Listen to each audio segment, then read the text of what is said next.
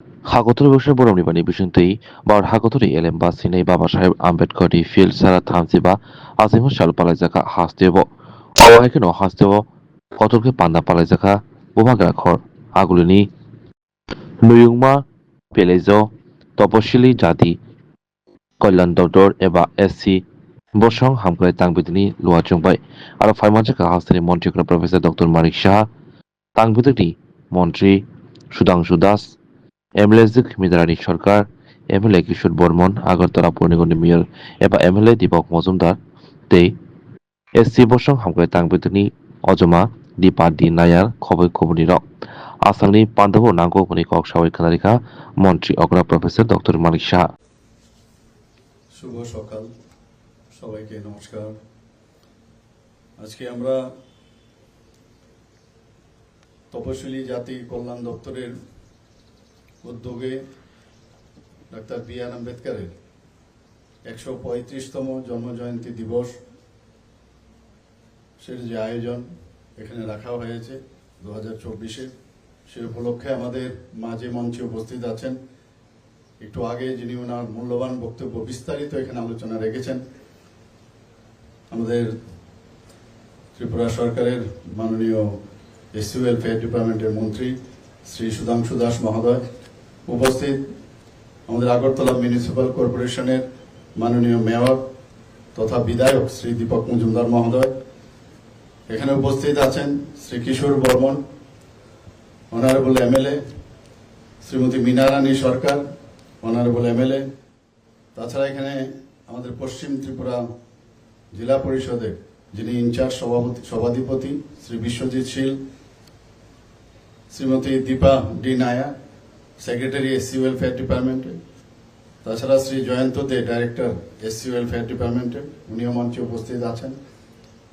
আমার সামনে অন্যান্য বিশিষ্ট ব্যক্তিবর্গ, বিভিন্ন দপ্তরের আধিকারিক ও কর্মচারী বৃন্দ এবং ছাত্রছাত্রী এবং সাংবাদিক বন্ধুরা, সবাইকে আজকে এই ডাক্তার বি.আর. আম্বেদকরের 135তম জন্ম বার্ষিকী উদযাপন উপলক্ষে এখানে উপস্থিত থাকার জন্য হার্দিক অভিনন্দন ও শুভেচ্ছা জানাচ্ছি। বন্ধুগণ, আমার পূর্ববর্তী বক্তা বিস্তারিত আলোচনা করেছেন। আমি আজকের ডাক্তার বি.আর. আম্বেদকরের 135তম জন্ম বার্ষিকীতে আমি তার প্রতি বিনম্র শ্রদ্ধা নিবেদন করছি। আমরা প্রতি বছরই এখানে আসি, গত 2 বছর ধরে তো আমি আসছি এখানে, এবং ওনার প্রতি আমরা যে সম্মান দেওয়া সেই সম্মান আমরা প্রতিনিয়ত দিই। এখানে সীমাবদ্ধ থাকলে চলবে না। আমাদের মাননীয় মন্ত্রী বাহাদুর বলেছেন যে আমাদের ত্রিপুরা সরকার কিভাবে তপশিল জাতিদের জন্য আমাদের সরকার কি কি করছেন, ওনার যে আদর্শ আমাদের কাছে রেখেছেন, উনি আমাদের যেভাবে পথ চলা দেখিয়েছেন সেই দিশায় কিন্তু আমরা কাজ করছি। আমরা জানি যে এরকম একজন অন্যতম দার্শনিক এবং অর্থনীতিবিদ এবং সমাজ সংস্কারক এবং স্বাধীনতা সংগ্রামী আমাদের দেশে একজন বিরল। এবং আমরা এটাও জানি যে সংবিধান যারা তৈরি করেছিলেন সেই সংবিধান প্রণেতাদের অন্যতম প্রধান ব্যক্তি, এবং দলিত মানুষের জন্য উনি যেভাবে কাজ করেছেন আমরা এই বিষয়ে সবাই অবগত আছি। আমার পূর্ববর্তী বক্তা বিস্তারিত আলোচনা করেছেন, কিন্তু এখানে যারা উপস্থিত আছেন, বিশেষ করে যারা ছাত্রছাত্রীরা আছেন, আজকের ওনার এই জন্মবার্ষিকীতে আরো বেশি আমাদের প্রতিজ্ঞা করতে হবে ওনার সম্পর্কে আরো বেশি জানা, কিভাবে উনি ওনার কাজ করেছেন সেই বিষয়ে জানা। আমরা জানি যে মধ্যপ্রদেশের যে মৌ নামক একটা যে সেনাবাহিনীর হেডকোয়ার্টার, সেখানে ওনার জন্ম হয়েছিল, একটা ছোট কুটিরে ওনার জন্মগ্রহণ হয়েছিল। ওনার পিতাজি সেনাবাহিনীর সুবেদার পদে ছিলেন, অত্যন্ত গরিব ফ্যামিলির থেকে এসছেন, এবং সেই জায়গায় দাঁড়িয়ে আজকে আমাদের একদম পূজনীয় ব্যক্তি হিসাবে সমস্ত ভারতবর্ষের সমস্ত মানুষের কাছে পূজনীয় উনি। আমাদের 1947 সাল থেকে 1951 সাল পর্যন্ত আমাদের প্রথম আইনমন্ত্রী হিসাবে নেহরুর ক্যাবিনেটে উনি ছিলেন, এবং উনি যে প্রতিকূলতা এবং ঘৃণা, বিদ্বেষ, অপমানের বিরুদ্ধে যেভাবে লড়াই করেছেন আজকের দিনেও সেটা স্মরণ করার মতো। এবং নিপীড়িত মানুষের জন্য উনি যেভাবে কাজ করেছেন, যেভাবে উনি লড়াই করছেন, সেটা আজকেও কিন্তু আমাদের শেখার বিষয়। আমরা জানি যে শিক্ষা, মেধা বাগ্মিতা ও ক্ষুরধার যে লেখনী ওনার, সেই বাবা সাহেব আম্বেদকর, একটা আমি বলবো যে যে উনাকে অনেক লেটে, যেটা আমার পূর্ববর্তী বক্তা বলেছেন, অনেক পরে উনাকে 1990-তে ডাক্তার বি আর আম্বেদকরকে ভারতরত্ন উপাধি দিয়েছেন। আমরা এটাও জানি যে 1956 সালের 6ই ডিসেম্বর উনি প্রয়াত হয়েছিলেন। আমাদের ত্রিপুরা সরকারের কিছুদিন আগে, গত বছর আমরা 2023 সালের ডিসেম্বরে আমরা আজাদি কা অমৃত মহোৎসবের অঙ্গ হিসাবে আমাদের বিধানসভা ভবনের সামনে এবং আমাদের মাননীয় মন্ত্রী বাহাদুরের উদ্যোগে 11 ফুট উচ্চতা বিশিষ্ট ব্রোঞ্জ ও মেটাল নির্মিত ভারতরত্ন ডাক্তার বি আর আম্বেদকরের পূর্ণাবয়ব মূর্তি আমরা স্থাপন করেছি। আমরা এটাও জানি যে এখানে আমরা শুধু আজকে এখানে ওনার জন্মবার্ষিকী পালন করলাম, সেখানে আমরা সীমাবদ্ধ না থেকে আমরা ওনার যে আদর্শ আমাদের সামনে রেখেছেন, সেটাকে সামনে রেখে আমরা আরো কিছু কাজ করার আমরা চিন্তা ভাবনা করছি। আমরা জানি যে এখানে যারা স্টুডেন্টরা আছেন, এদের pre metric scholarship, post metric scholarship থেকে বিভিন্ন যে সুবিধা দেওয়া, হোস্টেল থেকে আরম্ভ করে বিভিন্নভাবে ওনাদের যাতে আর্থিকভাবে সাহায্য করে ওরা সামনের দিকে পড়াশোনা করতে পারে, বিভিন্ন বৃত্তি আমরা দেওয়ার চেষ্টা করেছি। এখানে মাধ্যমিক পাশ করার পরও তাদেরকে আমরা বৃত্তি দেওয়ার আমরা ব্যবস্থা আমাদের এই ডিপার্টমেন্ট থেকে, তপশিল জাতি যে ডিপার্টমেন্ট আছে সেখান থেকে ব্যবস্থা করা হয়েছে। আমরা আগামী দিন আজকের যে ওনার 135তম যে জন্মবার্ষিকী আমরা অনুষ্ঠিত করছি, সেই উপলক্ষে আমি আবার সবাইকে এখানে উপস্থিত থাকার জন্য হার্দিক অভিনন্দন ও শুভেচ্ছা। কিন্তু তিনি ভারতরত্ন কবে পেয়েছিলেন? তিনি যখন প্রধানমন্ত্রী ছিলেন সেই সময় 1955। ইন্দিরা গান্ধী যে আমাদের দেশের অন্যতম আরেকজন পাওয়ারফুল প্রাইম মিনিস্টার ছিলেন, তিনি কবে ভারতরত্ন পেয়েছিলেন? 1971। কবে মারা যান? 1984। এই ভারত দেশের আরেকজন প্রধানমন্ত্রী সেই পরিবারের রাজীব গান্ধী কবে ভারতরত্ন পেয়েছিলেন? যখন তিনি প্রধানমন্ত্রী ছিলেন ইলেকশন ক্যাম্পেইনের সময় 1991। কিন্তু বাবা সাহেব আম্বেদকর কবে ভারতরত্ন পেলেন? যে বাবা সাহেব আম্বেদকর এত বড় সংবিধান আমাদেরকে দিলেন, তিনি কবে পেয়েছেন? তিনি কি আদৌ কংগ্রেস দলের নেতৃত্বে পেয়েছেন? উত্তর নিঃসন্দেহে না। তিনি ভারতরত্ন সেদিন পেয়েছেন 1990-তে, যখন বিপি সিং এই ভারতবর্ষের প্রধানমন্ত্রী, এনডিএ সরকার যখন ছিল এই দেশে, সেই সময় তিনি ভারতরত্ন পেয়েছিলেন। প্রশ্ন ওনাদের কাছে, তাহলে কেন বাবা সাহেব আম্বেদকরকে অবজ্ঞা করা হলো? কেন তার সম্মানকে পুরো দেশব্যাপী রিকগনাইজ করা হলো না? এই প্রশ্নটা আমাদের করতে হবে।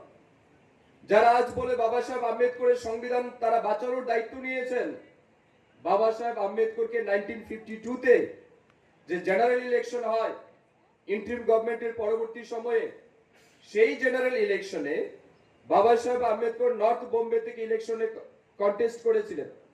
সেই ইলেকশনে কংগ্রেস দল নেহেরুর নেতৃত্বে ওনাকে পরাজিত করার জন্য ওনারই আরেকজন অ্যাসিস্ট্যান্ট নারায়ণ সাধুবা কাজরুলকার, যা উনি একজন এসসি কমিউনিটি, তিনি এসসি কমিউনিটির লোক ছিলেন, তাকে নির্বাচনে দাঁড় করিয়ে ডক্টর বি আর আম্বেদকরকে পরাজিত করে অসম্মানিত করার কাজ এই কংগ্রেস দল এবং কমিউনিস্টরা করেছে।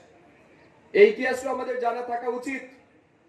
কিভাবে ডক্টর বি আর আম্বেদকরের সংবিধান, ওনার তৈরি সংবিধানকে 1975-এ ইমার্জেন্সি ঘোষণা করে এটাকে পদদলিত করার কাজ সেই সময় কংগ্রেস দল করেছে। এগুলি ইতিহাস, এগুলি ভুলে গেলে চলবে না। আজ যারা বলে বর্তমান সরকার, নরেন্দ্র মোদীজির সরকার সংবিধানকে নষ্ট করতে চায় বা ধ্বংস করতে চায়, প্রশ্ন তাদের কাছে। ভারতবর্ষের আর্টিকেল 44 বলে যে এই দেশে ইউসিসি চালু করতে হবে। যখন আমরা ইউসিসির কথা বলি, সেই সময় কংগ্রেস বা অন্যান্য যারা আছে তারা প্রবল বিরোধী। কেন? তুষ্টিকরণের রাজনীতির কারণে। আজ যখন ওয়াকফ বোর্ডের অ্যামেন্ডমেন্ট সরকার এনেছে, এটাকে কেন্দ্র করে দেশব্যাপী আগুন জ্বালানোর কাজ এই সমস্ত ইরেসপন্সিবল পলিটিক্যাল পার্টিগুলি করছে, শুধুমাত্র তুষ্টিকরণের রাজনীতির জন্য এবং নিজেদের ভোট ব্যাংককে মজবুত রাখার জন্য। আজ পশ্চিমবঙ্গে কি হচ্ছে আমরা দেখতে পাচ্ছি। আজ বিভিন্ন জায়গায় এই প্রটেস্টের নামে যে হুড়দঙ্গ হচ্ছে, এটা আমাদের মাথায় রাখতে হবে, তারা কি আদৌ সংবিধানকে মানে? এটা কিসের আন্দোলন? যে আন্দোলনে ভারতবর্ষের পতাকাকে নিচে রেখে ফিলিস্তিনের পতাকা হাতে নিয়ে চিৎকার করা, হিন্দুদের দোকানপাট লুট করা, হিন্দুদেরকে হত্যা করা, হিন্দুদের বাড়িঘর জ্বালিয়ে দেওয়া, হামাস নাসরুল্লাহর আতঙ্কবাদীদের ছবি নিয়ে, এটা কিসের আন্দোলন? এটা কি ওয়াকফ বোর্ডের আন্দোলন? আন্দোলন যদি ওয়াকফ বোর্ডের নামে হয়, তাহলে হিন্দুদের অপরাধ কি? তাদের মন্দিরের অপরাধ কি? তাদের বাড়িঘরের অপরাধ কি? হিন্দু ছাত্রছাত্রীদের অপরাধ কি? ফার্মেসির অপরাধ কি? দোকানপাটের অপরাধ কি? কেন তাদেরকে জ্বালানো হচ্ছে? কেন তাদেরকে মারা হচ্ছে? হিন্দুদের গাড়ি, যেখানে হিন্দুদের দেবদেবীর ছবি আছে, সেই ছবি দেখে গাড়িকে জ্বালিয়ে দেওয়া হচ্ছে। এটা কিসের আন্দোলন? এটা কি ইঙ্গিত করছে? আর এটাকে পেছন থেকে আমাদের দেশের তথাকথিত সংবিধান বাঁচানোর দায়িত্ব যারা নিয়েছেন, তাদের নেতৃত্বে এগুলি হচ্ছে। এই ইতিহাসটা আমাদের জানতে হবে, এগুলি আমাদের সবাইকে অনুভব করতে হবে। এই দেশটা আমাদের সবার, এই দেশটাকে রক্ষার জন্য দায়িত্ব আমাদের সবাইকে নিতে হবে। এটা শুধুমাত্র ভারতীয় জনতা পার্টির সরকার পরিচালিত ব্যবস্থাই কন্ট্রোল করবে এমনটা কিন্তু নয়। এই ভারতবর্ষে ডক্টর বি.আর. আম্বেদকর প্রণীত যে সংবিধান, সেই সংবিধান আর্টিকেল 13 to 35 আমাদেরকে যেমন ডেমোক্রেটিক রাইটের কথা বলে, ফান্ডামেন্টাল রাইটের কথা বলে, at the same time article 51A এটাও কিন্তু বলে যে ভারতবর্ষের নাগরিকদের জন্য ফান্ডামেন্টাল ডিউটিস কি হবে। আমাদের দেশে 11টা ফান্ডামেন্টাল ডিউটিস এর কথা বলা হয়েছে, যেখানে বলা হচ্ছে যে আপনাকে ভারত মাতা জয় বলতে হবে, ভারতবর্ষের সংবিধান মানতে হবে, ভারতবর্ষের আইন মানতে হবে, ভারতবর্ষের জাতীয় পতাকাকে সম্মান করতে হবে। কিন্তু আজ আমরা দেখছি এই দেশের কিছু তথাকথিত লোকেরা যারা মুখে সংবিধানের কথা বলে, তারা ভারত মাতাকে জয় বলতে তারা প্রস্তুত নয়, ভারতবর্ষের স্বাধীনতার সংগ্রামীদের স্মরণ করতে তারা রাজি নয়। তারা ফিলিস্তিনি জিন্দাবাদ বলে, হামাস জিন্দাবাদ বলে রাজনীতি করতে চাইছে। खुलुमखा जत त्रिपुरा हास्टेनि लुकुरावनो बेसेबां बरम बयसते सेनानिके सारा फायो बाबा गोरिया फाइमानि शालना रगे शोरा कोमा ज्वेलर्स बखातै साते लुकुरावनो माराथा हमते आमजा माया फायो बाबा गोरिया जतनि नखंगो माइफारको फंकलांगे हाइना साया तलाहे थांगो